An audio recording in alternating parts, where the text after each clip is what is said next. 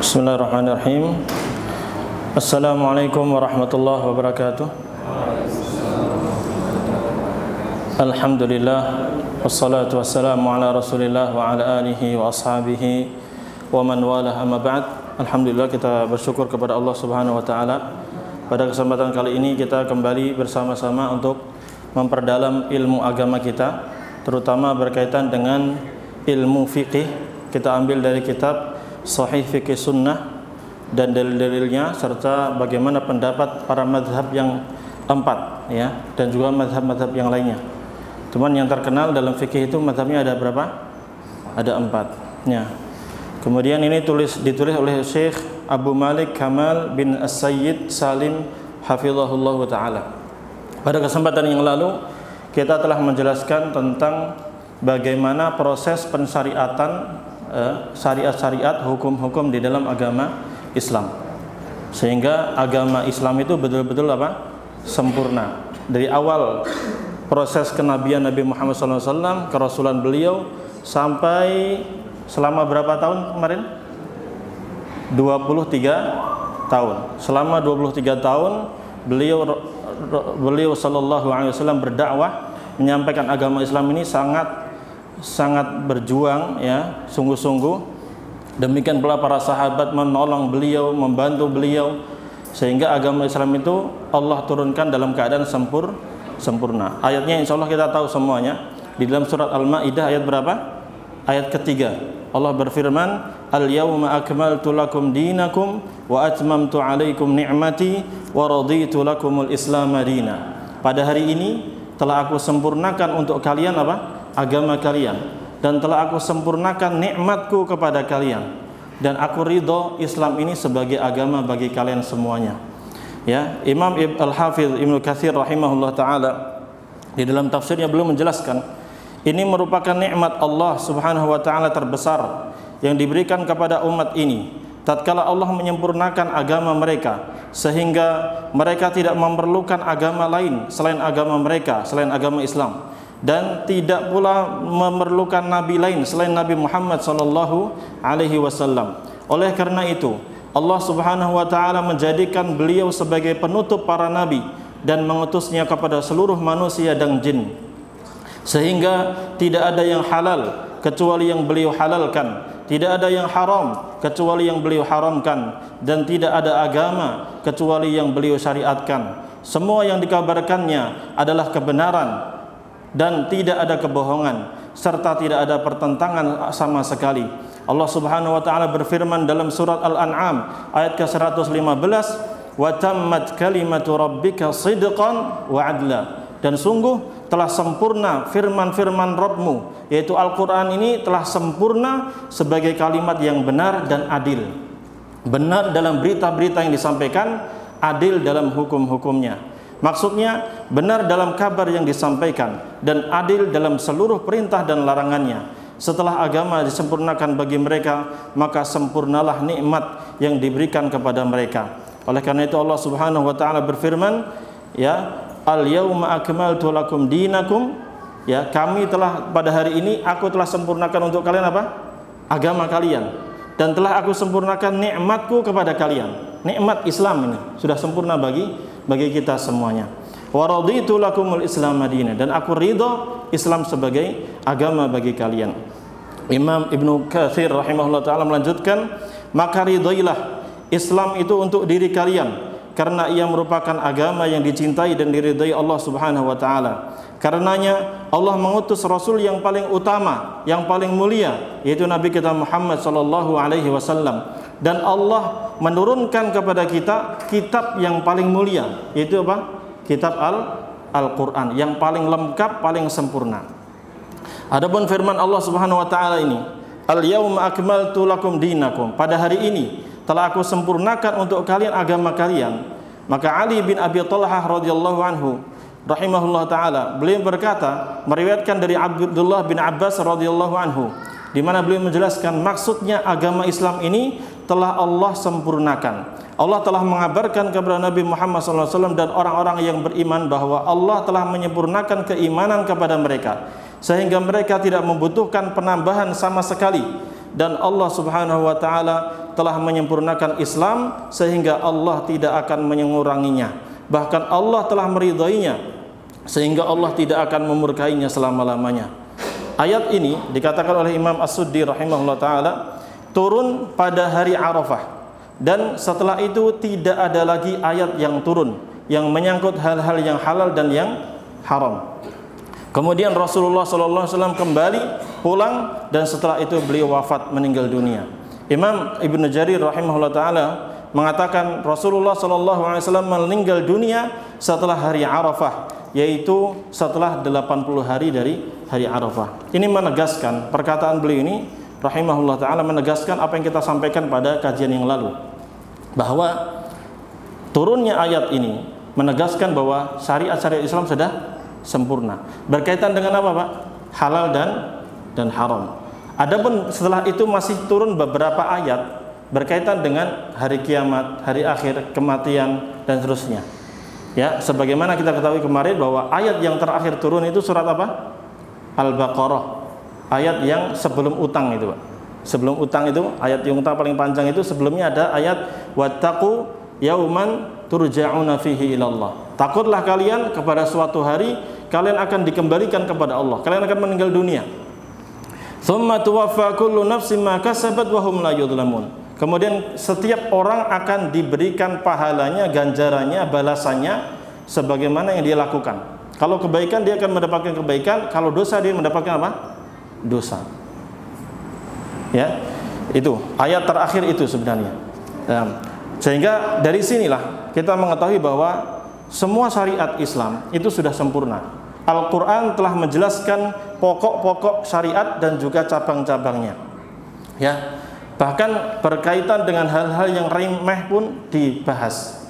Yang ringan-ringan keseharian kita seperti bagaimana berpakaian, bagaimana izin masuk rumah, sudah Allah jelaskan lengkap. Dan kemarin kita telah bahas dengan panjang lebar. Ya, di sini Al-Ustaz Yazid rahimahullah ta'ala, saya bawakan dari kitab beliau, ya, prinsip dasar agama Islam. Beliau membawakan hadis yang menjelaskan tentang betapa sempurna agama Islam setelah di saat Rasulullah SAW sudah hampir meninggal dunia. Ya, hadis pertama dari Abu Dzar Al-Ghifari radhiyallahu anhu.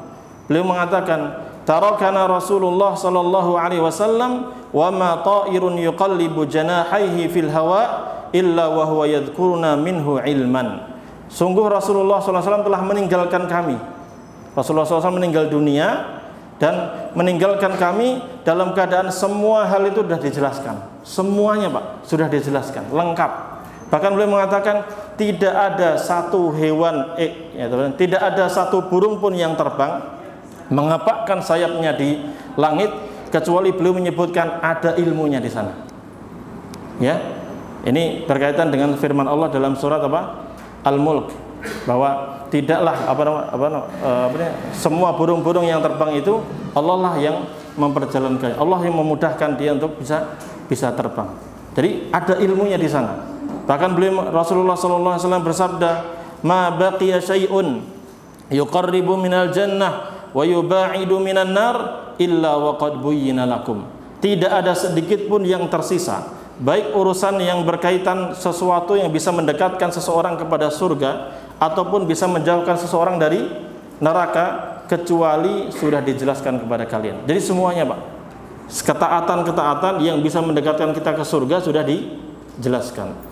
Demikian pula maksiat-maksiat, dosa-dosa yang diharamkan. Berarti hukum-hukum syariat ini yang berkaitan dengan hal-hal yang bisa menjerumuskan seseorang ke dalam neraka sudah dijelaskan. Ya, sungguh sangat jelas sekali. Bahkan beliau mengatakan dalam hadis yang lain, ya, Al-Muttalib bin Hantab mengatakan bahwa Rasulullah sallallahu alaihi wasallam bersabda, "Ma taraktu syai'an mimma amarakumullahu bihi illa wa qad amartukum bihi." Tidaklah aku meninggalkan, ya, tidaklah aku meninggalkan sesuatu yang Allah perintahkan kepada kalian kecuali saya sudah perintahkan. Yaitu Allah Subhanahu wa taala memerintahkan apa, langsung Rasulullah jelaskan kepada umatnya, sehingga semuanya sudah dijelaskan. Wala taraktu syai'an mimma nahakumullahu anhu illa wa qad nahaitukum anhu. Dan tidak ada sesuatu pun yang dilarang oleh Allah Subhanahu wa taala kecuali saya sudah larang juga kepada kalian. Semua sudah. Yang perintah-perintah, larang-larang sudah clear, sudah bersih, sudah lengkap. Bahkan Salman Al-Farisi radhiyallahu anhu ya mengatakan orang-orang musyrik itu sampai heran kepada kaum muslimin. Ini benar nih, agama kalian ini menjelaskan semua hal. Mereka mengatakan, "Qad 'allamakum nabiyyukum kulla syai'in hatta al-qira'ah." Wahai Salman, apa benar nih Nabi kalian ini, Nabi Muhammad SAW ini telah menjelaskan kepada kalian semua hal, semua dijelaskan, termasuk buang air besar itu dijelaskan apa? Gitu. Kata Salman Al-Farisi radhiyallahu anhu beliau mengatakan ajal. Iya benar. Jadi semuanya sudah apa Pak? Sudah clear, sudah jelas. Ya. Di buku ini, di Sahih Fiqh Sunnah ini dijelaskan bahwa para sahabat itu mereka sudah menerima syariat ini lengkap dari Nabi Shallallahu Alaihi Wasallam. Namun memang tingkatan mereka berbeda-beda dalam memahaminya. Ada para sahabat yang hafalannya kuat, ya, dan beliau selalu bermulazamah dekat dengan Nabi Shallallahu Alaihi Wasallam sehingga ilmunya semakin banyak. Seperti Abu Hurairah radhiyallahu anhu, Abu Bakar, Umar dan lain sebagainya. Mereka adalah ulama-ulama para sahabat. Mereka pemahamannya lebih banyak daripada yang lainnya. Bertahap mereka. Aisyah radhiyallahu anha termasuk ulamanya para sahabat radhiyallahu anhum ajma'in. Dan mereka mengambil ilmu dari Nabi Muhammad SAW itu dengan betul-betul sangat sempurna. Lalu mereka pun menyebar di berbagai negara. Ya, berbagai negara. Karena adanya ekspansi.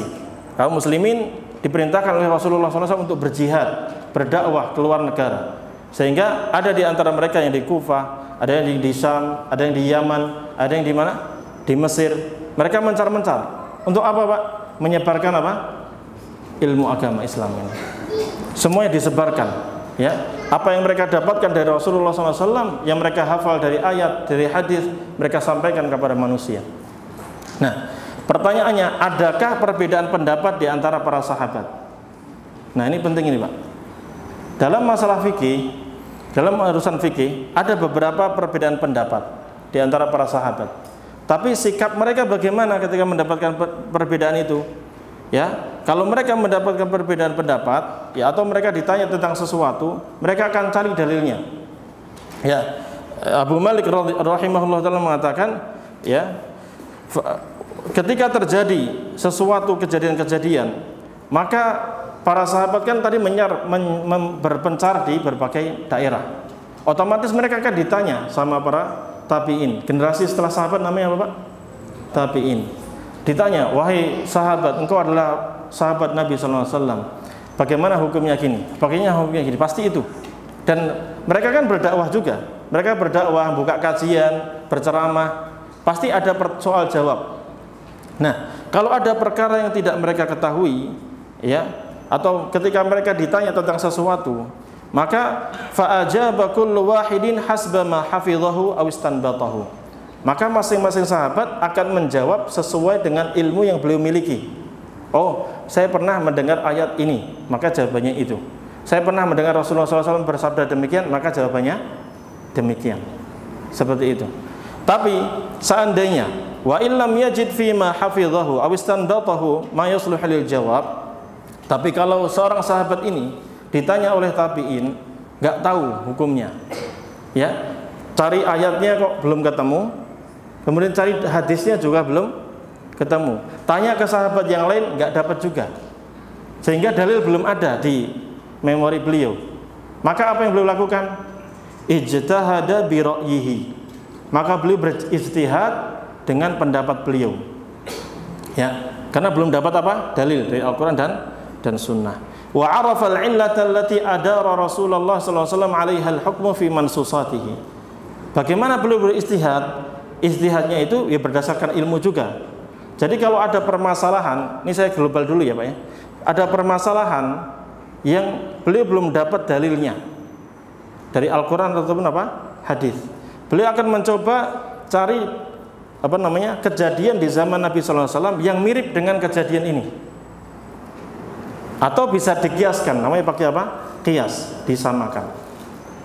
Nah, karena apa? Karena para sahabat itu sangat paham apa yang diinginkan oleh Rasulullah alaihi wasallam. Mereka adalah orang yang paling paham terhadap dalil Al-Qur'an dan sunnah. Ya. Ya. Ya.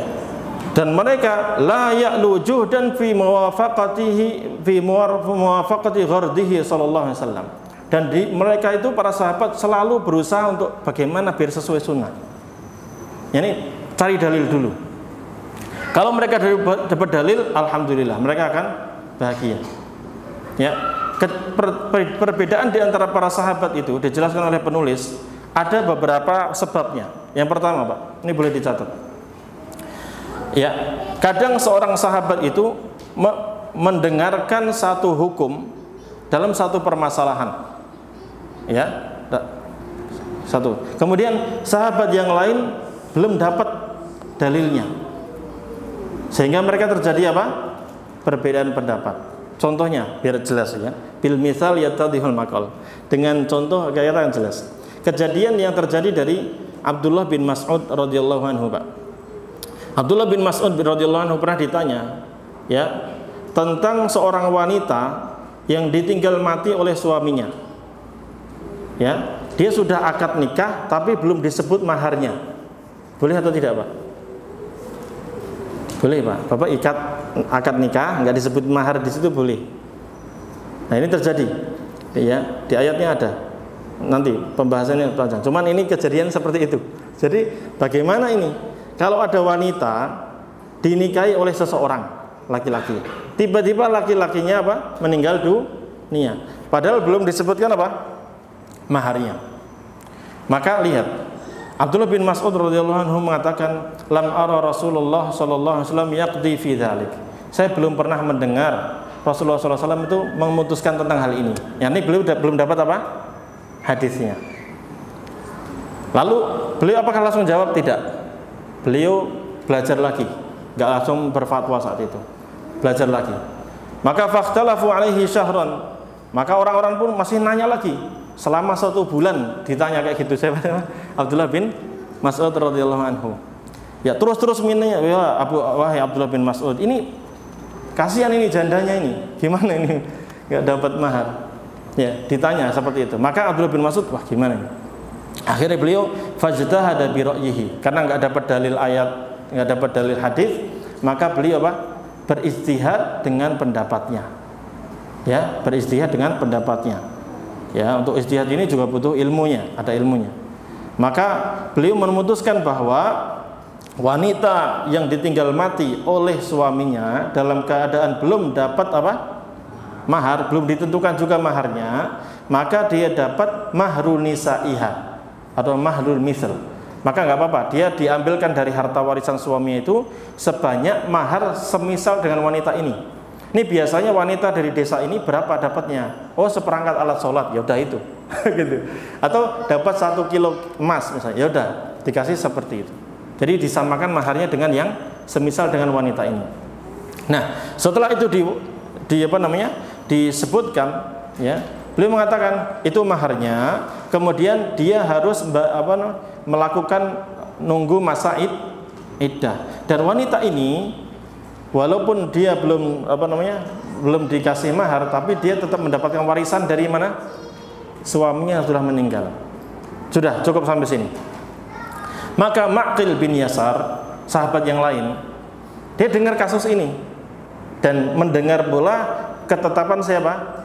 Abdullah bin Mas'ud radhiyallahu anhu. Oh, ditetapkan kayak gitu. Maka Ma'qil bin Yasar pun bersaksi bahwasanya beliau juga melihat Rasulullah SAW itu menetapkan hal ini kepada seorang wanita.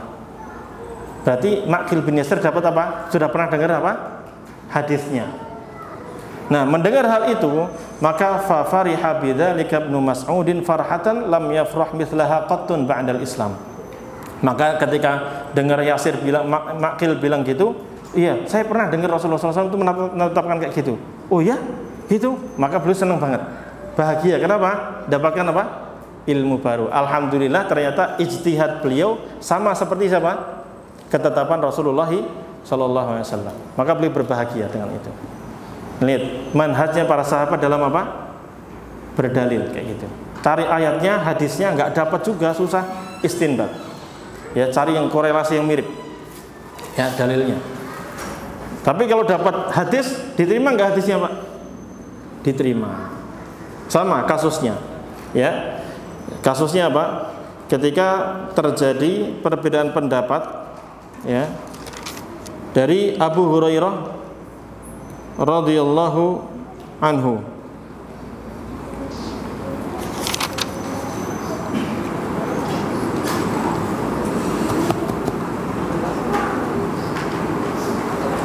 Ya, di mana Abu Hurairah radhiyallahu anhu, beliau pernah berpendapat bahwa seorang yang junub itu, ya, seorang yang junub itu tidak boleh apa?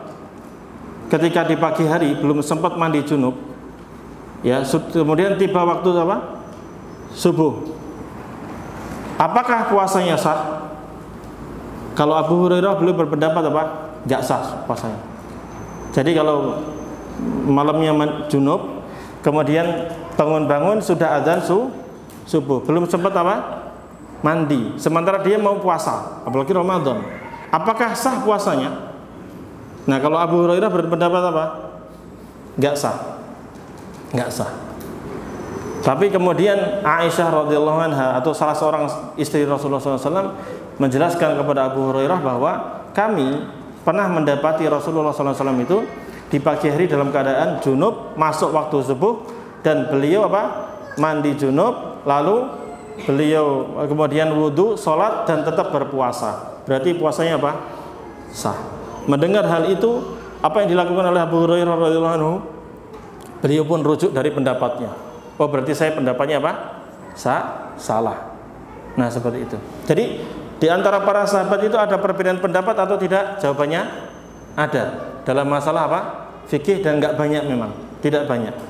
Ya, kalau masalah akidah mereka sepakat. Enggak ada khilaf di antara mereka kecuali beberapa saja. Di antara yang mereka perselisihkan itu adalah apakah Nabi SAW itu ketika Isra Mi'raj beliau lihat Allah atau tidak? Sebagian berpendapat enggak lihat, sebagian berpendapat apa? Lihat. Itu tidak masalah. Ya, itu hanya furu' akidah. Nah, adapun masalah fikih ada beberapa perbedaan pendapat. Nah, ketika para sahabat berbeda pendapat seperti itu, maka ketika mereka berpencar di seluruh negara, dan para tabi'in, orang-orang Islam yang setelah zaman para sahabat itu, mereka kan bertemu para sahabat tapi nggak bertemu dengan siapa? Rasulullah SAW. Itu namanya apa? Tabi'in. Itu mereka ngambil ilmu dari para sahabat itu dengan adanya perbedaan pendapat itu. Ini kita melihat sejarah munculnya apa? Mazhab tadi. Sehingga para tabi'in itu ngambil ilmu dari para sahabat tadi, ya, dengan perbedaan yang ada di antara mereka. Jelas ya? Ya. Sehingga sebagian tabi'in menguatkan pendapat sahabat fulan. Misalnya saya lebih dalam hal ini saya lebih mengikuti pendapat Aisyah radhiyallahu anha. Sebagian lain mengatakan enggak, dalam hal ini saya lebih pendapatnya siapa? Abu Hurairah radhiyallahu anhu misalnya, kayak gitu. Nah, sehingga para tabi'in pun demikian, ada berbeda-beda. Beliau mengatakan fasara likulli alimin minat tabi'in madhhabun ala hiyalihi. Fi kulli fantasaba fi kulli baladin imamun. Maka masing-masing ulama di antara ulama tabi'in mereka juga memiliki apa? Pendapat-pendapat tadi yang mereka kumpulkan dari siapa? Para sahabat radhiyallahu anhum ajma'in, dengan berbedanya pendapat tadi. Ya, dan masing-masing daerah itu ada ulamanya para tabi'in ini. Ya, tadi sama di zaman sahabat itu ketika ketemu Nabi sallallahu alaihi wasallam, ya, mereka belajar dari Nabi sallallahu alaihi wasallam banyak, ya, dan ilmu mereka bertingkat. Ya. Kemudian di zaman tabi'in pun demikian. Kaum muslimin yang masuk Islam, ya, mereka masuk Islam setelah wafatnya Rasulullah SAW, atau mereka ya lahir setelah wafatnya Rasulullah SAW. Nggak sempat ketemu siapa? Rasulullah SAW, tapi ketemu siapa? Para sahabat. Nama apa tadi, Pak? Tabi'in. Ini pegang, Pak. Karena kita kan sering dengar, ya. Kita harus ikut generasi apa? Salaf. Siapa salaf itu? Sahabat, tabi'in, tabi'ut, tabi'in. Definisinya sahabat adalah siapa? setiap orang yang bertemu dengan Nabi Muhammad SAW, beriman kepada beliau dan meninggal dalam keadaan beriman, dalam keadaan Islam. Tabi'in itu siapa? Orang yang masuk Islam atau beragama Islam dan dia tidak bertemu dengan Nabi Muhammad SAW, tapi dia bertemu siapa? Para sahabat Nabi Muhammad SAW dan meninggal. Kalau yang salafus salih itu meninggal dalam keadaan Muslim. Itu generasinya. Nah, siapa ulama di kalangan tabi'in itu? Ya, mereka pisah-pisah. Saya kasih contoh, di sini disebutkan, silakan catat. Di Madinah, kota Madinah, Masjid di Nabawi, ya, kota Madinah itu ada Imam Sa'id Ibnul Musayyib. Nah, ini nama-nama ulama itu catat, Pak. Ya, minimal hafal, enggak. Kan antum hafal tuh Ronaldo, ya, Messi. Ya, itu kan hafal tuh. Dari mana dia? Ya, sekarang coba kita hafal ini. Di kota Madinah, ulamanya siapa? Ada Sa'id bin Ibnul Musayyab. Kemudian Salim bin Abdullah bin Umar. Ini cucunya Umar bin Khattab. Namanya siapa? Salim bin, berarti anaknya Abdullah bin Umar. Salim bin Abdullah bin Umar. Salim bin Abdullah bin Umar. Ini anaknya Abdullah bin Umar. Ini generasi tabi'in. Gak sempat ketemu siapa? Rasulullah, tapi ketemu bapaknya. Ya, anak ketemu bapak. Siapa namanya? Abdullah bin Umar radhiyallahu anhum. Kemudian ada juga Imam Az-Zuhri, Ibnu Syihab Az-Zuhri. Kemudian Yahya bin Sa'id dan Rabi'ah bin Abdurrahman. Ya, di Madinah siapa tadi? Sa'id Ibnul Musayyib. Salim cucunya Umar atau anaknya Abdullah bin Umar. Kemudian Az-Zuhri. Kemudian Yahya bin Sa'id, lalu Rabi'ah bin Abdurrahman. Ini di kota Madinah. Di Kufah, di Mekah, di kota Mekah ada namanya Atha bin Abi Rabah. Atha bin Abi Rabah.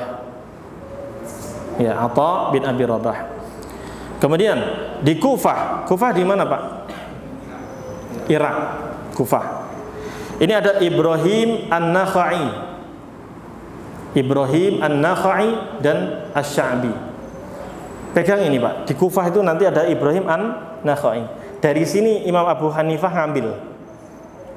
Kita mau runut ini kan. Mau runut kan. Sanadnya ini mau dirunut. Di tabi'innya ini ada siapa? Ibrahim An-Nakhai. Ada juga Imam Asy-Sya'bi. Ini di Kufah. Kemudian ada di Basrah. Basrah di mana? Masih di Irak juga. Di Basrah ini ada siapa? Al-Hasan Al-Basri. Sering kan dengar?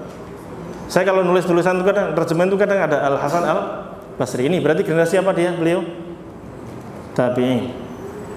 Ya. Kemudian di Yaman. Ya, di Yaman. Siapa ini? Imam Tawus bin Kaisan. Tawus bin Kaisan. Catat aja dulu. Nanti cari biografinya di kitab Syiar A'lamin Nubala. Ada terjemahnya. Kalau enggak cari di YouTube, ada kajian Ustadz. Nah, gitu cari. Biasanya Ustadz Khalid Basalamah beliau membuat apa? Kajian tentang sirah tabi'in. Kan gitu ya. Atau Bapak cari itu. Buku ada buku, sejarah tabi'in banyak. Tawus bin Kaisan. Kemudian ada Makhul. Imam Makhul di Syam. Syam di mana Syam? Syam itu mencakup mana? Palestina, terus Yordan, Lebanon, Suriah. Dah ya. Nah, ini semua daerah apa? Syam. Ada Imam Makhul. Ya. Ini ulama-ulamanya. Fa'adma Allahu abkabadan ila ulumihim faraghibu fiha. وأخذوا عنهم الحديث وفتاوى الصحابة وأقاويلهم ومذاهب هؤلاء العلماء وتحقيقاتهم واستفتى منهم المفتون ودارت المسائل بينهم ورفعت إليهم الأقضية. Maka ya, mereka adalah ulama-ulama di berbagai negara itu di zaman apa tadi? Tabi'in. Maka Allah Subhanahu wa taala jadikan mereka pemimpin dalam fatwa, ya, sehingga para manusia mereka mengambil hadis dari mereka, mengambil riwayat hadis dari ulama-ulama ini, dan juga mereka ini ngambil fatwa-fatwa para sahabat sebelumnya. Pendapat-pendapat sahabat itu dikumpulin sama mereka, para ulama ini. Kan mereka belajar ke siapa? Sahabat tadi. Ya. Dan kemudian mereka pun dijadikan ulama yang memberikan fatwa ya di negara masing-masing, di daerah masing-masing, dan mereka dijadikan sebagai qadhi ya. Dalam negara-negara di khalifahan saat itu dijadikan sebagai qadhi dan ulama-ulama yang mengajarkan kepada manusia. Maka Sa'id ibnul Musayyab atau Musayyib, bisa dua-duanya, dan Ibrahim An-Nakhai dan semisal mereka mengumpulkan pembahasan-pembahasan fikih. Ya, pembahasan berkaitan fikih mereka kumpulin, ditulis, dicatat, dijadiin satu jadi buku. Ya, wa kana Sa'id ibnul Musayyab wa ashabuhu yadhhabuna ila ahli al-haramain, ya, yadhhabuna ila anna ahlal haramain athbatun nasi fil fiqhi. Lihat ya, Sa'id ibnul Musayyab di mana tadi lokasi beliau? Ayo, catatannya Pak, di Madinah. Nah, Sa'id ibnul Musayyab dan ulama-ulama yang lain di kota Madinah itu, mereka berpendapat bahwa Ahlul Haramain, penduduk dua kota suci, mana? Makkah dan Madinah, adalah manusia yang paling tepat dalam masalah fikih. Mereka berpendapat demikian. Kenapa Pak alasannya? Kenapa? Karena mayoritas sahabat di mana? Madinah dan Makkah. Mayoritas itu enggak semuanya, kebanyakan. Sehingga benar mengatakan, maka yang diterapkan di Makkah dan Madinah sudah, itu benar pasti. Karena itu turun-temurun dari siapa? Dari Nabi sampai para sahabat. Sehingga Sa'id ibn Musayyab mengatakan apa? Bahwa penduduk para sahabat yang ada di kota Madinah dan Makkah itu mereka yang paling benar, paling tepat dalam apa? Fikihnya. Karena sanadnya lebih dekat. Ingat, ini nanti jadi gurunya siapa ini di sini? Imam Malik nanti. Imam Malik nanti di kota Madinah juga. Aslu madhabihim, lihat. Pokok atau prinsip dasar mazhab mereka, ya, pendapat-pendapat mereka dikumpulkan dari mana? Fatwa Umar, fatwa Umar bin Khattab, wa Utsman dan Utsman, wa qadayahuma, dan ketetapan hukum yang ditetapkan oleh Umar bin Khattab dan Utsman bin Affan dalam kekhalifahan keduanya. Jelas ya? Kemudian, dan juga di sana, karena di kota Makkah dan Madinah itu ada siapa? Abdullah bin Umar. Putranya siapa? Umar bin Khattab. Ada juga Aisyah. Siapa yang nggak kenal Aisyah? Aisyah itu radhiyallahu anha, itu istrinya Rasulullah SAW yang muda, cerdas. Sehingga apa yang dilakukan oleh Rasulullah SAW, apa yang disabdakan oleh Rasulullah SAW itu langsung dihafal sama Aisyah.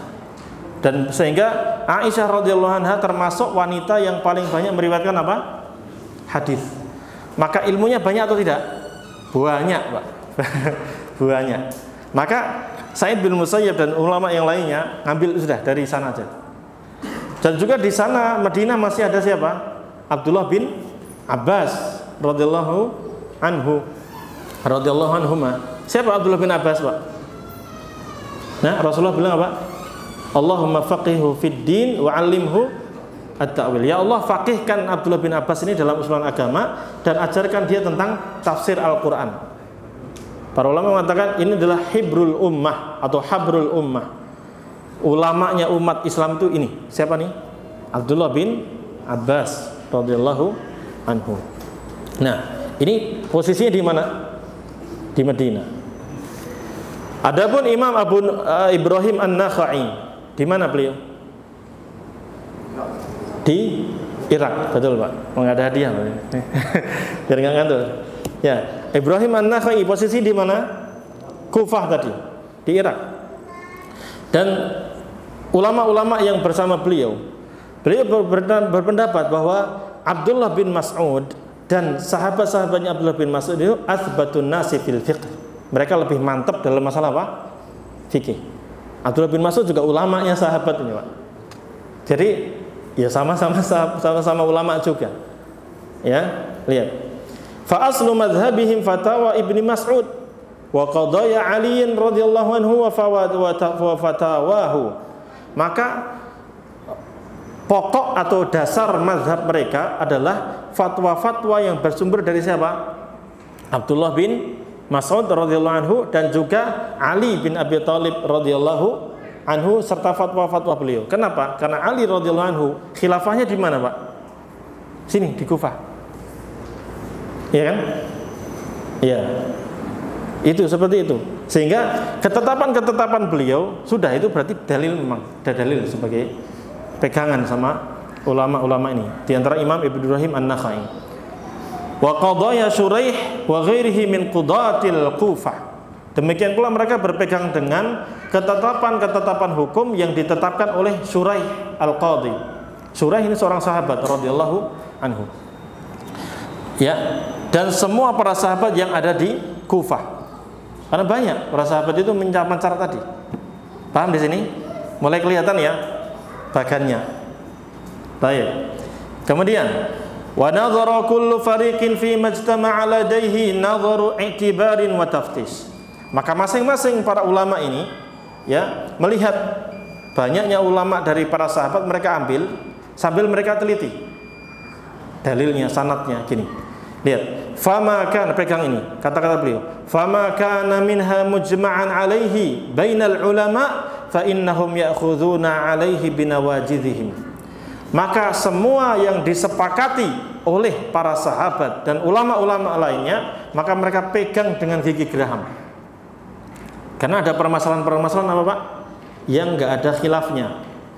Permasalahannya apa? Apa, Pak? Ini istilah-istilah yang pegang. Ijma'. Pegang, Pak. Catat, Pak. Ijma'. Ijma' artinya apa? Kesepakatan. Jadi ijma' itu kesepakatan seluruh ulama di berbagai negara di satu zaman itu. Kemudian tidak ada yang menyelisihi sedikit pun di antara mereka. Nah, maka para ulama ini, tabi'in ini, ulama tabi'in ini mengumpulkan, dicek ini. Ada beberapa permasalahan yang para sahabat nggak ada khilaf. Dan itu banyak sekali. Beliau kumpulkan jadi satu. Maka ketika ada permasalahan yang ini memang nggak ada khilafnya, jelas-jelas ini ketetapan dari Allah, dari Rasulullah, dan dipahami dengan benar oleh para sahabat, maka mereka pegang ini kuat-kuat. Ya, jangan sampai apa? Ditinggalkan, jangan sampai diselisihi. Tapi wa ma kana fihi ikhtilafun indahum fa innahum ya'khudhuna bi aqwaliha wa arjahiha, bi aqwaha wa arjahiha.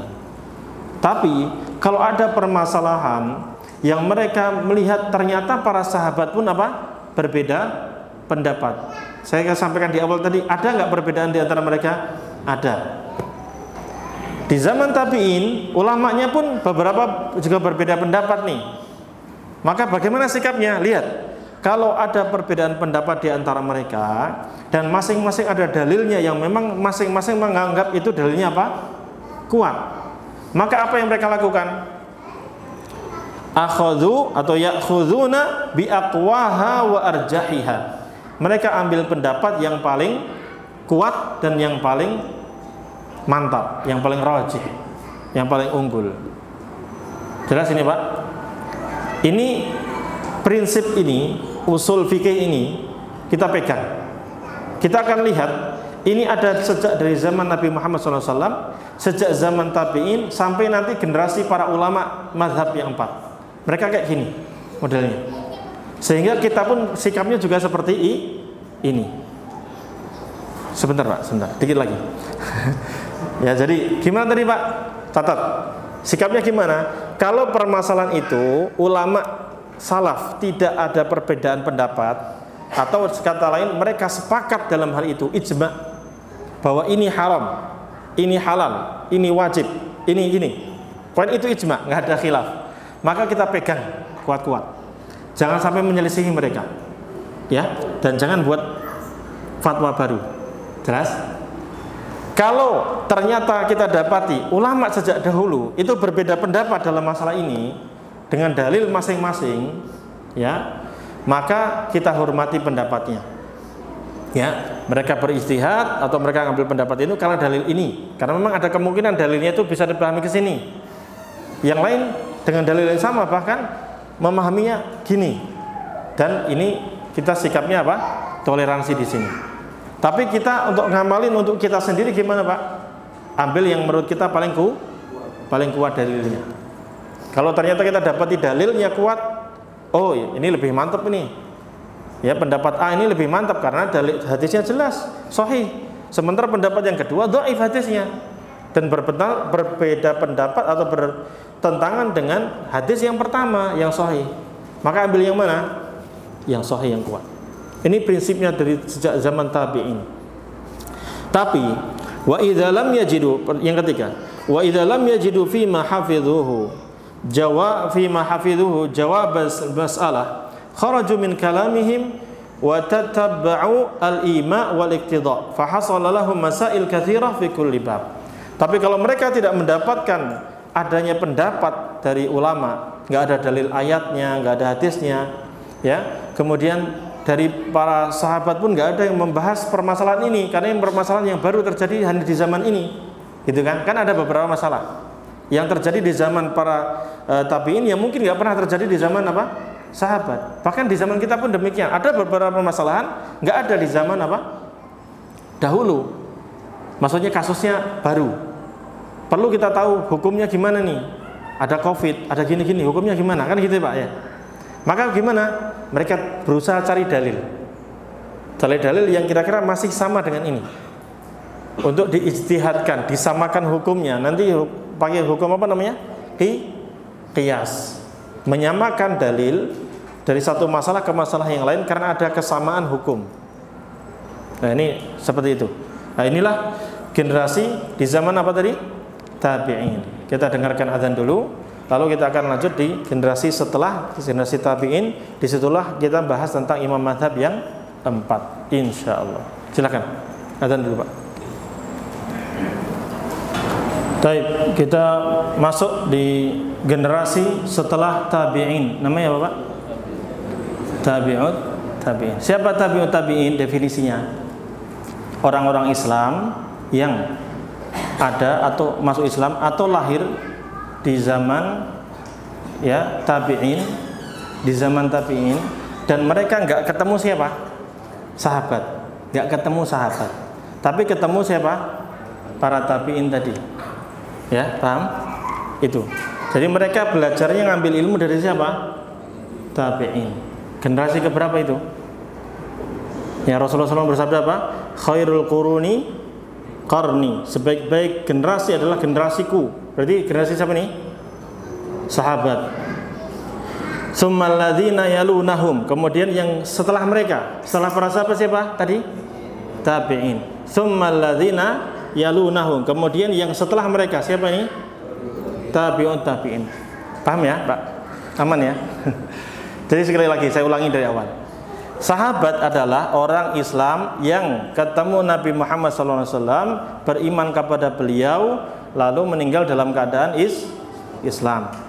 Kemudian tabi'in adalah orang Muslim Islam yang beriman kepada Allah dan Rasulnya, ya. Dia nggak sempat ketemu Rasulullah SAW, tapi ketemunya siapa? Ketemu sama sahabat. Tabi'ut tabi'in itu berarti secara bahasa, tabi'ut tabi'in itu orang-orang yang mengikuti tabi'in. Maksudnya datang setelah para tabi'in. Itu adalah orang-orang Islam yang beriman, kemudian mereka bertemu dengan para tabi'in tapi nggak bertemu para sahabat radhiyallahu anhum ajma'in. Nah, penulis mengatakan, kemudian Allah ya munculkan, maksudnya setelah itu ada generasi setelah generasi para sahabat. Generasi setelah apa? Generasi tabi'in. Ya, di sana banyak ulama bertebaran, ya. Mereka menimba ilmu dari siapa? Dari ulama atasnya, itu tabi'in tadi. Ada siapa tadi? Ayo sebutin namanya.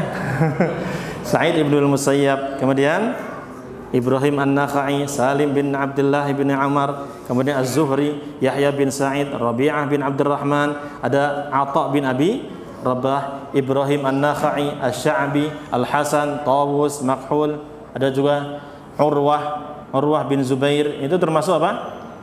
Tabi'in. Urwah bin Zubair. Ya. Gini, itu Mereka berarti generasi tabi'ut tabi'in ini belajar ke para tabi'in. Fa'akhadul ilma anhum wa nasaju ala minwali syuyukhihim fatamassaku bil musnadi min hadithi Rasulullah sallallahu alaihi wasallam wastadallu bi aqwali sahabati wat tabi'in. Nah, maka generasi tabi'ut tabi'in ini belajar kepada imam-imam ulama-ulama di zaman tabi'in, dan mereka juga berpegang teguh dengan riwayat-riwayat hadisnya siapa? Rasulullah SAW yang sudah ada sanadnya. Sanad itu apa, Pak? Rantai rawi. Jadi misalnya dari Imam Malik kepada Nafi kepada Abdullah bin Umar misalnya. Itu ke Abdullah bin Umar ke Rasulullah SAW, ini namanya apa? Sanad. Ya, sama. Para tabi'in itu gitu. Para tabi'in itu ngambil sanad, maksudnya ngambil hadis dari para tabi'in. Ya. Mereka ambil itu hadis dari Rasulullah SAW, dan juga mereka ambil pendapatnya siapa? Nah, mereka kumpulkan hadis Rasulullah SAW, mereka juga kumpulkan siapa? Perkataan-perkataan para sahabat dan tabi'in. Kalau perkataan atau perbuatan Rasulullah SAW disebut apa? Hadis atau kadang asar juga, atau khobar. Nah, kalau perkataan sahabat atau tabi'in disebut apa? Asar. Itu istilah-istilah ini harus pegang, Pak, ya. Nanti kita mungkin belajar mustalah hadis nanti. Ini asar. Ya. Dan mereka ngambil itu. Ya, mereka pun ini zaman ini, di zaman tabi'ut tabi'in ini zamannya tadwin. Ya, beliau mengatakan, ya, ulhimu fi hadhihi tabaqah at-tadwin. Ya, para ulama di zaman ini Allah berikan ilham kepada mereka untuk mengumpulkan hadis-hadis. Sebenarnya sejak dulu, cuma di sini lebih apa? Lebih masif lagi. Pengumpulan hadis betul-betul sangat banyak. Dan mereka fadawwana Malik, maka imam pun juga menulis kitab. Namanya apa kitabnya Imam Malik? Kitab Al-Muwatta. Isinya kitab Al-Muwatta itu ya ada hadis Rasul, ada perkataan siapa? Sahabat, ada juga perkataan tabi'in. Ya, demikian pula tulis nih, Pak. Muhammad bin Abdurrahman bin Abi Dhi'ib. Ya, Imam Malik dan Muhammad bin Abdurrahman bin Abi Dhi'ib. Ini dua ulama di kota mana? Madinah. Pegang lagi, Pak, Madinah. Ini biar kita tahu nih zonasinya. Karena penting biar kita tahu. Jadi Imam Malik sama Imam siapa tadi? Muhammad bin Abdurrahman bin Abi Dhi'ib itu di kota Madinah. Kemudian Ibnu Juraij itu di kota Makkah. Demikian pula Ibnu Uyainah. Sufyan Ibnu Uyainah. Sufyan itu ada dua. Imam Sufyan itu ada dua. Sufyan Ibnu Uyainah. Ini ulama di mana? Kota Makkah.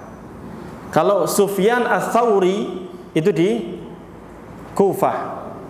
Sufyan Ats-Tsauri di Kufah. Kufah di mana tadi, Pak? Irak. Ya. Kemudian Ar-Rabi' bin Shabih itu di Basrah.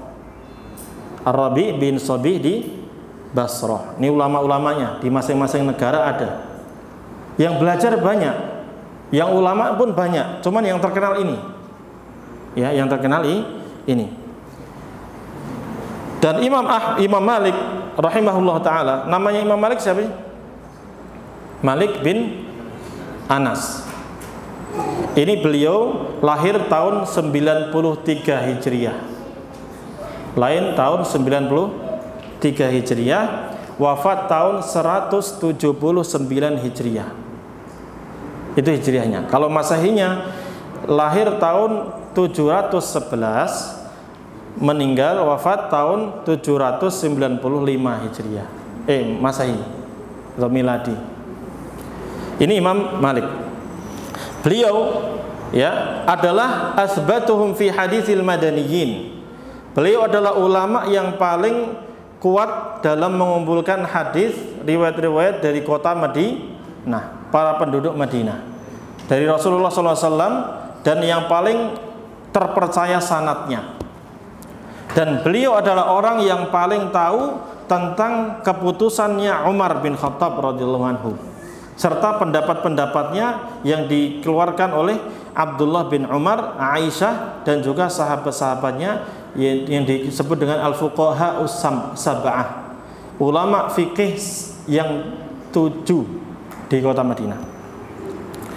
Maka dengan Imam Malik ini ya, dia terjadilah ilmu riwayat dan fatwa, dan beliau dijadikan sebagai ulama kota Madinah ya, karena memang ilmu yang sangat luar biasa, dan beliau menyampaikan hadis riwayat-riwayat sehingga kumpulan riwayatnya itu menjadi mazhab apa? Imam Malik. Pendapat-pendapat Imam Malik inilah yang disebut dengan mazhab apa? Imam Malik. Beliau ambil dari siapa? Dari ulama-ulama di kota Madinah tadi. Di antaranya siapa tadi? Ya, ada pendapat ya. Yang di kota Madinah tadi, Sa'id bin Musayyab, Salim bin Abdullah bin Umar, Az-Zuhri, Yahya bin Sa'id, Rabi'ah bin Abdurrahman, dan lain sebagainya. Yang mana mereka ngambil sebelumnya dari siapa? Umar bin Khattab, kemudian dari Aisyah, dari Abdullah bin Abbas, Abdullah bin Umar, dan lain sebagainya. Mereka di kota Madinah. Kemudian Imam Abu Hanifah, beliau lahir lebih duluan sebenarnya. Beliau lahir tahun 80 Hijriah. Wafat tahun 150. Pegang. Wafatnya Abu Hanifah kapan? 150. Lahirnya kapan tadi?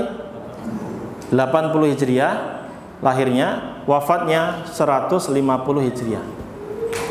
Nah, beliau ini rahimahullah ta'ala, beliau adalah orang yang paling komitmen dengan mazhabnya Ibrahim An-Nakhai. Di mana? Catatan tadi Pak, buka lagi. Di Kufah. Karena beliau juga Abu Hanifah ini kan bapaknya Hanifah. Aslinya namanya siapa Pak? Betul, barakallahu fiik. Ada dia Pak, betul.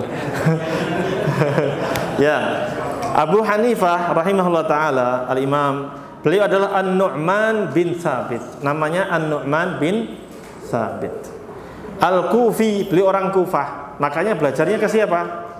Ibrahim An-Nakhai dari Kufah tadi. Ibrahim An-Nakhai sanadnya kemana? Abdullah bin Mas'ud. Gampang ya? Udah kelihatan nih alurnya. Nah, la yujawizuhu illa masyaallah. Beliau selalu komitmen dengan pendapatnya Ibrahim An-Nakhai dan juga sahabat Ibrahim An-Nakhai, ulama-ulama yang ada di Kufah, dan hampir tidak lewat dari mereka. Beliau betul-betul belajar, beliau perdalam sampai menguasai mazhab mereka, menguasai pendapat-pendapat mereka, sehingga keputusan hukumnya pun berdasarkan sama seperti siapa? Keputusannya Imam Ibrahim An-Nakhai. Wa kana 'azima asy-sya'ni fi at-takhrij 'ala madhhabihi, dan beliau betul-betul sangat luar biasa dalam mengeluarkan ya mazhabnya. Daqiqan nazar fi wujuhi at-takhrijat muqbilan 'ala al-furu'i atamma iqbal. Dan beliau sangat teliti dalam permasalahan-permasalahan yang beliau keluarkan. Sangat detail. Makanya beliau disebut alur ra'i. Orang yang betul-betul cerdas ini orang.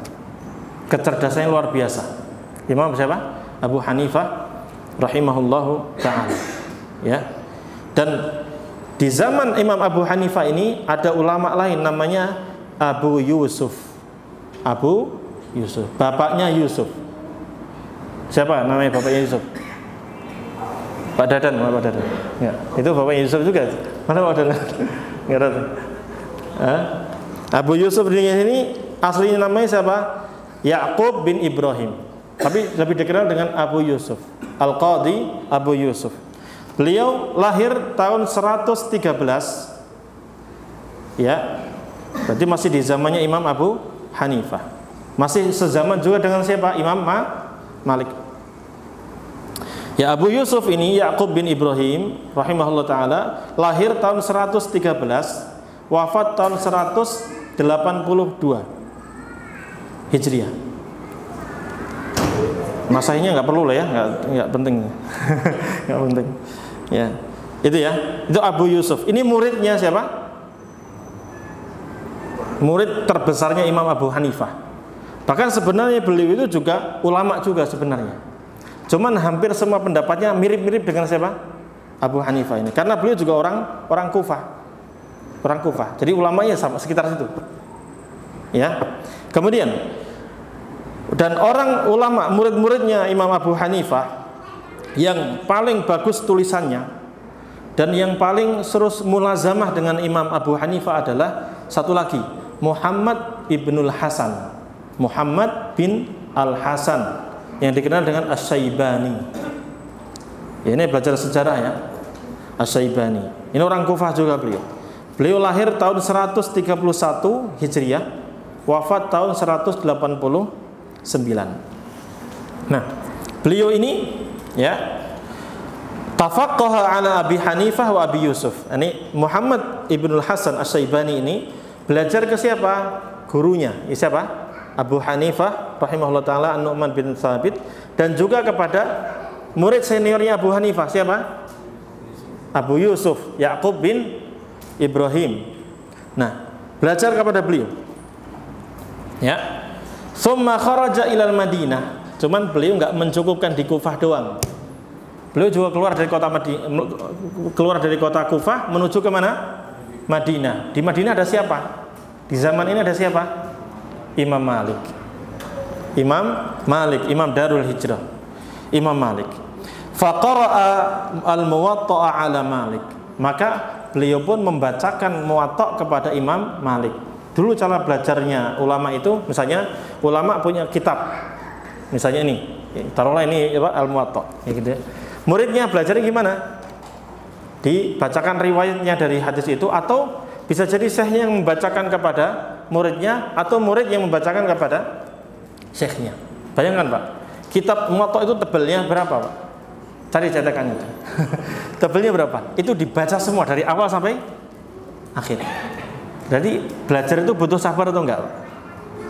Butuh sabar. Nah itu, enggak. Ya kalau nggak sabar nggak bisa belajar. Ya. Para ulama mengatakan barang siapa yang tidak mau merasakan pahitnya belajar satu waktu saja, 1 jam saja, maka silahkan dia merasakan pahitnya kebodohan seumur hidupnya. Maksudnya belajar itu butuh kesabaran. Dulu ini Imam siapa tadi? Muhammad bin Hasan Asy-Syaibani baca Muwatta' tuh full Pak, dibaca dari awal sampai akhir kepada Imam Malik rahimahullah taala. Ya, sehingga Imam Muhammad bin Al-Hasan Asy-Syaibani punya 2 atau banyak. Ya, kalau dikira sekarang punya 2 mazhab. Belajar di 2 mazhab. Ya. Ya, maka ketika beliau pulang ke negerinya, kan tadi di Madinah sudah mulazamah kepada Imam Malik, ya. Waktunya nggak disebutin, cuman belajar ke Imam Malik sampai selesai khatam kitab Al-Muwatta'. Berarti dia menguasai mazhabnya Imam Malik. Maka beliau pulang ke negerinya. Di mana ini Pak? Balik ke Kufah. Ke murid-muridnya siapa? Imam Abu Hanifah. Nah, pulang ke Kufah, maka beliau terapkan mazhabnya Imam Abu Hanifah itu disesuaikan dengan siapa? Mazhabnya siapa? Imam Malik. Beliau lihat nih, oh Imam Abu Hanifah, Abu Yusuf mengatakan gini-gini. Dalilnya ini. Lihat di Muwatta' ada nggak nih? Karena kitab Muwatta' itu kitab yang paling sahih setelah Al-Quran di zamannya. Ya, kalau antum ditanya, dulu para ulama mengatakan bahwa kitab yang paling sahih setelah Al-Quran itu kitab apa? Al-Muwatta' karya Imam Malik. Karena sanadnya paling kuat. Itu di zaman Imam Malik. Nanti ketika zamannya Imam siapa? Imam Al-Bukhari dan juga Imam Muslim, ternyata sanadnya lebih kuat di sana. Tapi di zaman Imam Malik, hadis yang paling kuat sanadnya siapa nih? Imam Muwatta'. Karena Imam Malik ini dekat sekali dengan tadi. Paling sanadnya ke Nabi itu cuma 3 orang.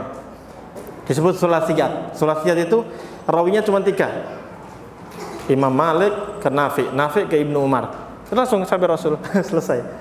Dan itu sanadnya pasti kuat. Ini disebut riwayat zahabiyah. Riwayat-riwayat atau sanad yang emas, ya, seperti itu.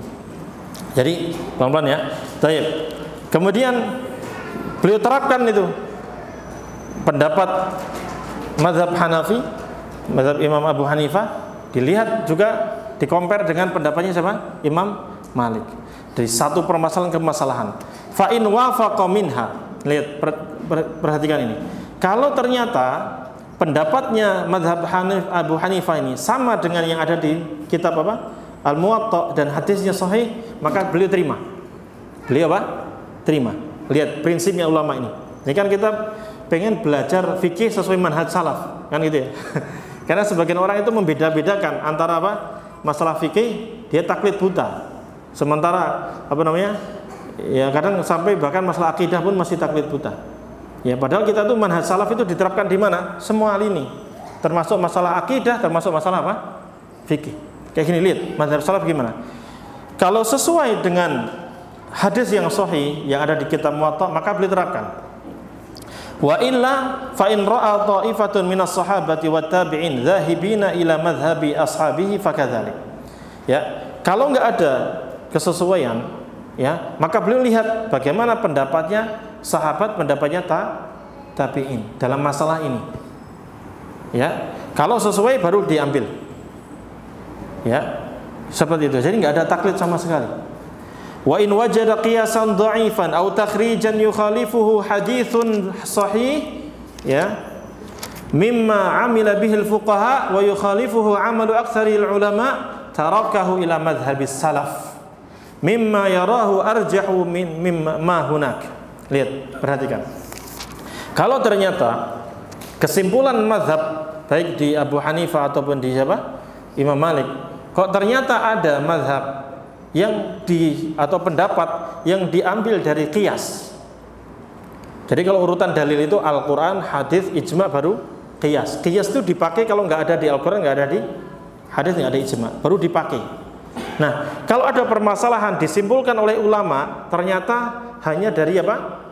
Sumbernya qiyas. Ya, dan ternyata beliau mendapatkan dalil sahih, hadis sahih, hadis yang sahih berbeda dengan kias tersebut, apa yang beliau lakukan? Hah? Ya? Maka beliau tinggalkan mazhab ini. Walaupun dilakukan oleh sebagian para fuqaha. Maka beliau tinggalkan pendapat itu dan beliau kembali ke mana? Mazhabis salaf. Ke mazhabnya salaf.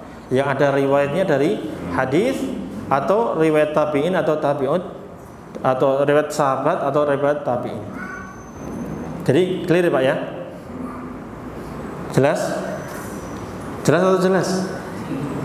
Sudah ada gambaran ya? Mazhab fikih itu apa sih? Apakah imam itu buat-buat sendiri? Enggak Pak. Mereka itu belajar, runut belajar. Mereka enggak menciptakan syariat sendiri, tidak. Mereka itu dari ulama. Gitu. Cuman memang kadang pendapatnya benar, kadang pendapatnya apa? Salah. Kadang pendapatnya kuat, kadang pendapatnya apa? Lemah. Ya kita sikapnya seperti beliau-beliau ini. Ya. Ya, wa huma la yazalani ala mahajjatin nakha'i ma amkana lahuma kama kana Abu Hanifah yaf'al. Ya, tapi memang Imam Abu Yusuf ya ataupun Imam Muhammad bin Al-Hasan Asy-Syaibani itu memang dalam permasalahan masih sama dengan mazhabnya Imam Ibrahim An-Nakha'i. Sehingga para ulama mengkategorikan bahwa mereka itu masih satu mazhab dengan siapa? Imam Abu Hanifah rahimahumullahu ta'ala. Bahkan mereka ini ya walaupun dalam beberapa hal itu berbeda pendapat, itu wajar. Nanti mungkin pertemuan berikutnya kita akan bahas sikap kita terhadap para ulama itu bagaimana. Kemudian bagaimana di antara mereka pun masih berbeda pendapat. Cukup sini atau masih Imam Syafi'i sama Imam Ahmad? Dikit lah nggak apa-apa ya?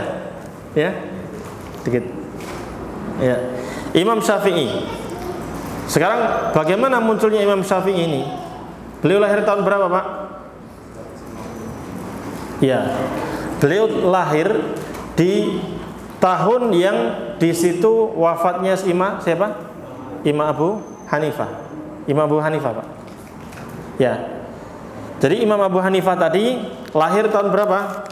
93. Bukan. Imam Abu Hanifah itu lahir tahun 80 Hijriah, wafat tahun 100 Hijriah.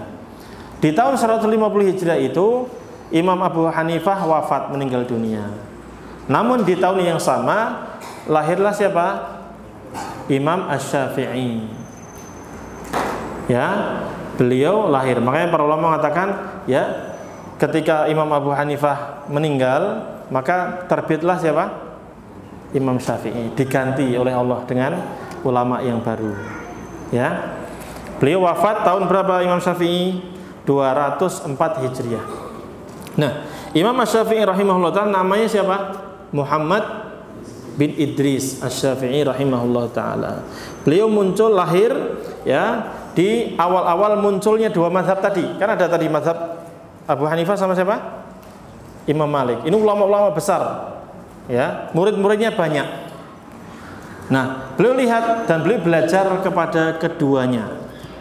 Beliau belajar kepada keduanya, ya. Makanya beliau belajar dari dua mazhab ini. Beliau belajar kepada Imam Malik, ya, dan beliau belajar di Muwatta, ya.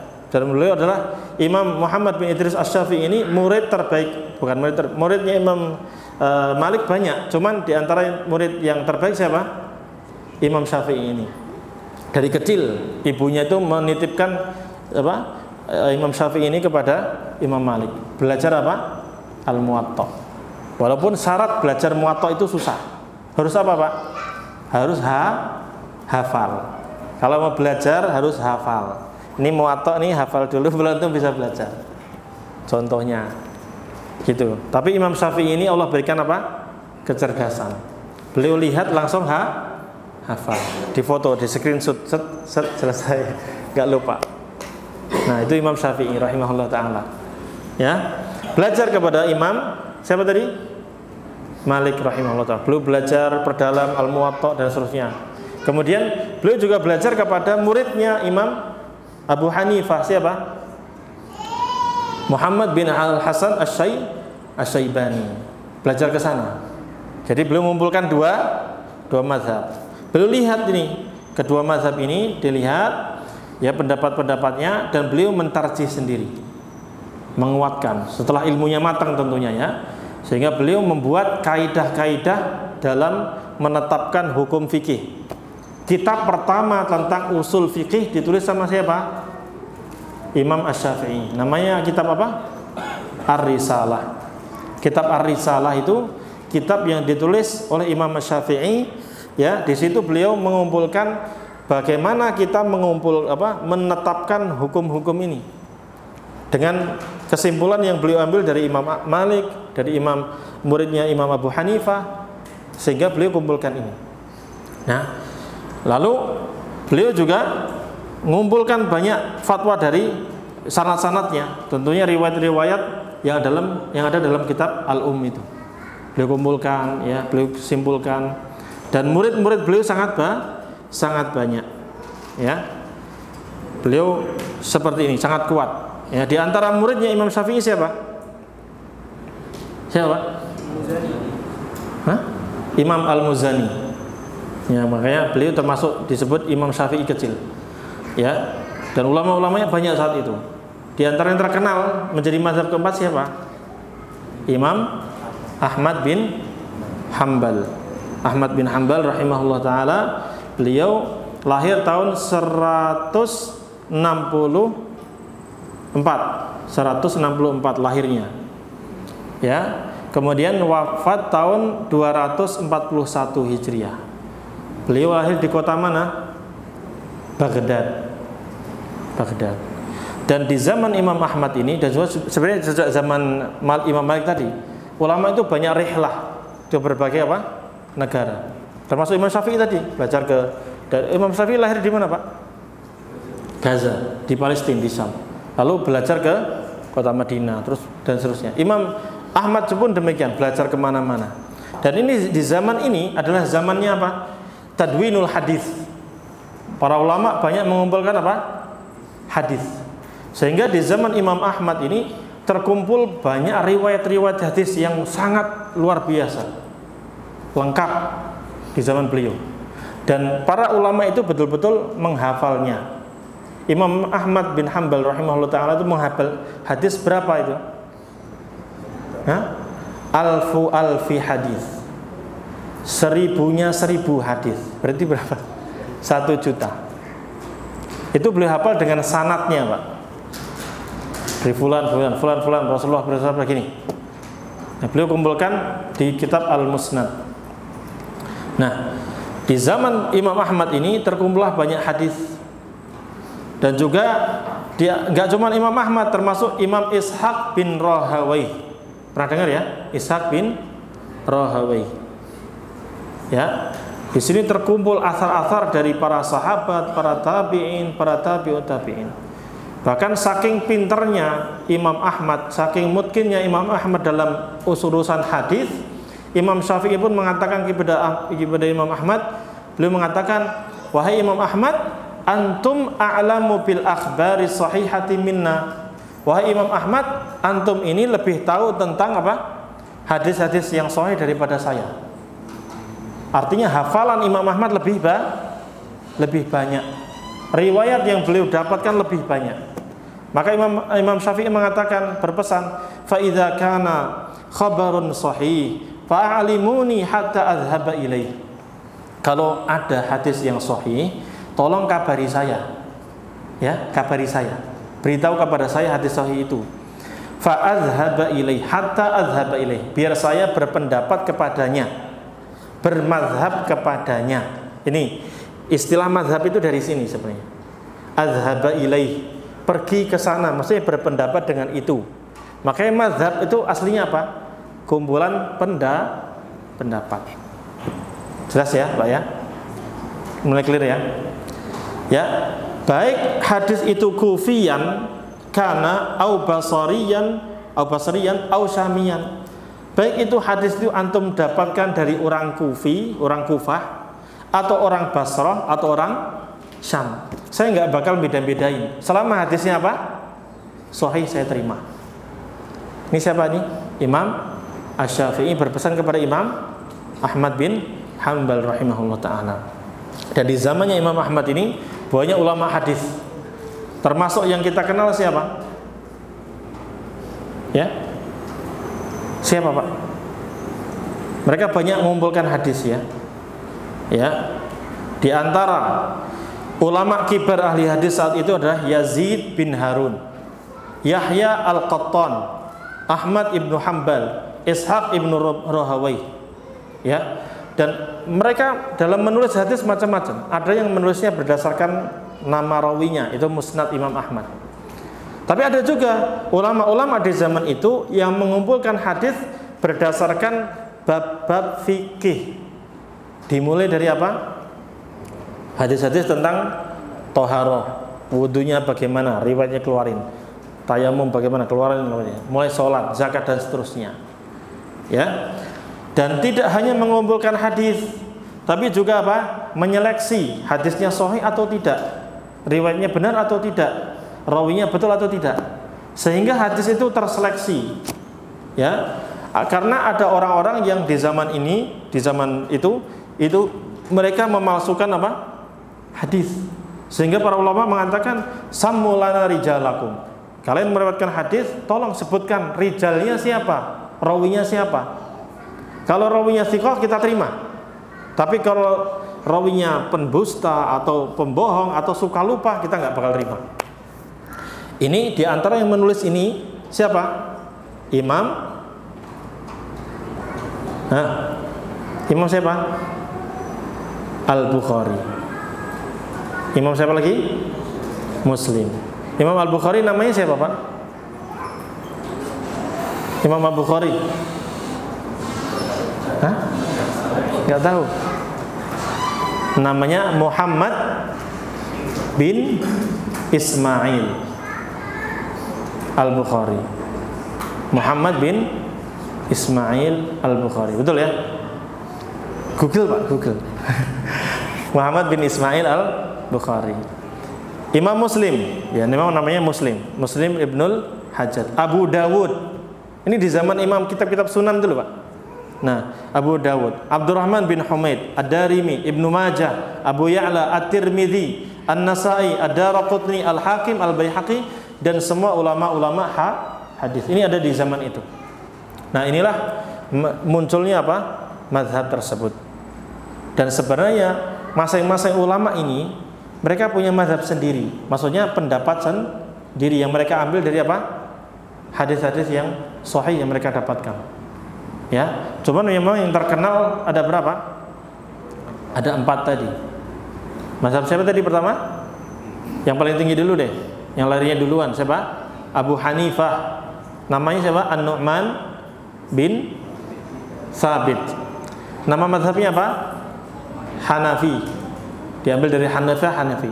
Kemudian yang kedua mazhab Maliki. Imamnya siapa namanya? Imam Malik bin Anas. Kemudian yang ketiga mazhab Syafi'i. Imamnya siapa? Muhammad bin Idris Asy-Syafi'i. Kemudian siapa? Hambali. Imam siapa? Imam Ahmad bin Hambal. Dan antum kalau lihat urutannya, itu tadi urutannya. Mereka itu saling belajar satu sama lain. Ya, belajar satu sama lain tadi.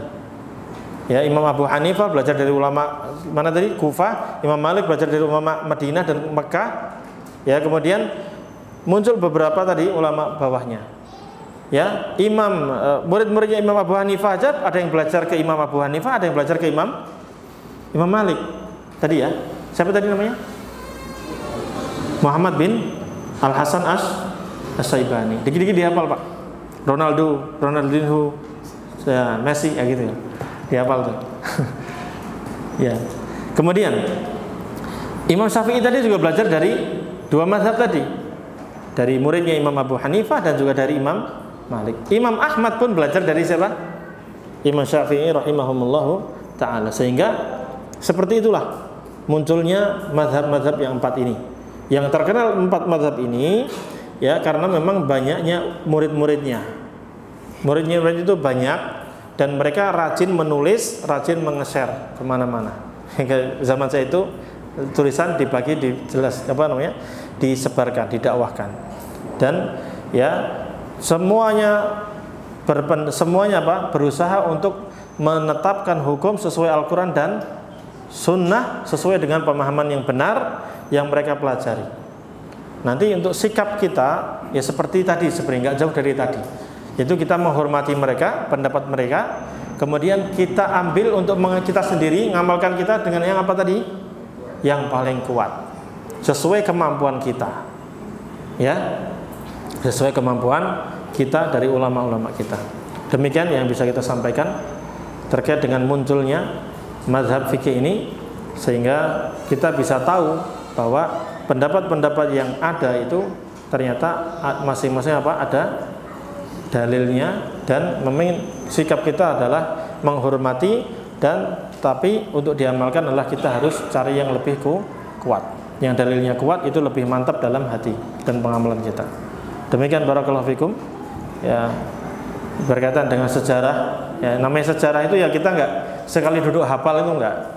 Yang nyampaikan suruh ngulang lagi juga belum tentu hafal semuanya karena namanya banyak tadi. Tapi tidaknya sudah dicatat, kemudian dihafalkan tadi. Oh, ini ulama tabi'in, ini ulama sahabat, ini ulama tabi'ut tabi'in. Sehingga ketika kita dapat nanti dalam fikih misalnya dalam satu mazhab, oh ini pendapatnya Imam An-Nakhai, Ibnul Musayyab, oh ini tahu, ini tabi'in. Oh, ini pendapatnya Ibnu Abbas, oh berarti sahabat. Gitu ya. Gampang ya, insya Allah ya. Cukup sekian karena sudah jam 8 juga. Izin bertanya, kenapa terkadang itu ada pendapat mazhab, misalnya mazhab Imam Syafi'i, tapi ketika itu sepertinya ada tabrakan dengan pendapat ulama mazhab Syafi'i. Ya. Insya Allah dijawab di pertemuan berikutnya, Pak. Ada pembahasannya. Jadi pertemuan berikut di buku ini ada. Nanti kalau Bapak beli bukunya ada. Di sini panjang lebar sebenarnya. Saya udah nge-request tadi. Cuman saya ambil poin-poin pentingnya. Jadi nanti akan dijelaskan sama penulis hafizahullah taala. Jadi sikap kita terhadap para ulama itu gimana? Kan mereka tadi, Pak, berbeda pendapat tadi. Sikap kita bagaimana? Kemudian nasihat para ulama tersebut ketika mereka menjelaskan mazhab masing-masing, pendapat masing-masing itu, bolehkah bagaimana gitu maksudnya? Apakah mereka memerintahkan taklid atau tidak atau bagaimana? Mereka ngajari ke muridnya itu bagaimana? Dan ternyata di sini dipaparkan ya bahwa di dalam mazhab satu mazhab pun ya mereka menyelisih imam-imamnya. Tadi seperti simpel tadi sudah disebutin ya bahwa ketika Imam Muhammad bin Al-Hasan Asy-Syaibani itu beliau kan belajar sama Imam Abu Hanifah, Pak. Tapi setelah itu belajar ke siapa? Imam Malik. Dan ternyata ada perbedaan pendapat. Maka beliau kadang menolak tuh, nggak sesuai dengan pendapatnya siapa?